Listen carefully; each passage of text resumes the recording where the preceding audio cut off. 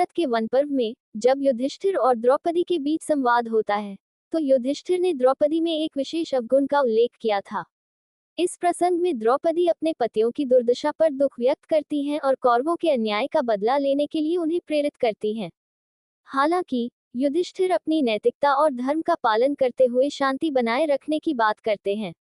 इस बातचीत के दौरान युधिष्ठिर ने द्रौपदी में अधैर्य अधीरता का अवगुण बताया था। उन्होंने कहा कि द्रौपदी कभी कभी शीघ्र क्रोधित हो जाती है और धैर्यपूर्वक परिस्थिति का सामना नहीं करती। उन्होंने ये भी संकेत दिया कि द्रौपदी का ये स्वभाव उन्हें कठिन परिस्थितियों में विचलित कर सकता है। युधिष्ठिर का मानना था कि एक राजा या महान व्यक्ति को हर परिस्थिति में धैर्य और संयम बनाए रखना चाहिए। युधिष्ठिर ने इस अवगुण को केवल आलोचना के रूप में नहीं, बल्कि एक सीख देने के उद्देश्य से व्यक्त किया था।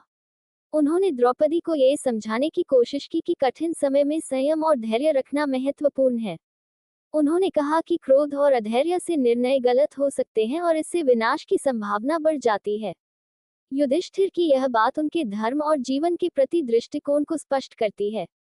वे न्याय, शांति और धर्म के सिद्धांतों पर अडिग रहते थे, भले ही परिस्थितियां कितनी भी कठिन क्यों न हों। दूसरी ओर द्रौपदी का स्वाभाविक क्रोध और अधैर्य अन्याय के प्रति उनके विरोध और न्याय पाने की तीव्र इच्छा को दर्शाता है। इस प्रसंग में ये भी स्पष्ट होता है कि दोनों पात्रों के दृष्टिकोण में अंतर है। द्रौपदी ने अपने अपमान और कौरवों के अन्याय को गहराई से अनुभव किया था और वे तुरंत प्रतिशोध चाहती थी। वहीं युधिष्ठिर ने शांतिपूर्वक परिस्थिति का विश्लेषण करते हुए धर्म का पालन करने की बात कही। संक्षेप में युधिष्ठिर ने द्रौपदी के स्वभाव में अधैर्य को एक अवगुण के रूप में बताया, लेकिन यह एक सुधारात्मक आलोचना थी। इस प्रसंग से ये भी स्पष्ट होता है कि मानव स्वभाव में गुण और अवगुण के अलग अलग पहलू होते हैं, और विपरीत स्वभाव के बावजूद दोनों ही पात्र अपनी अपनी भूमिका में महान थे।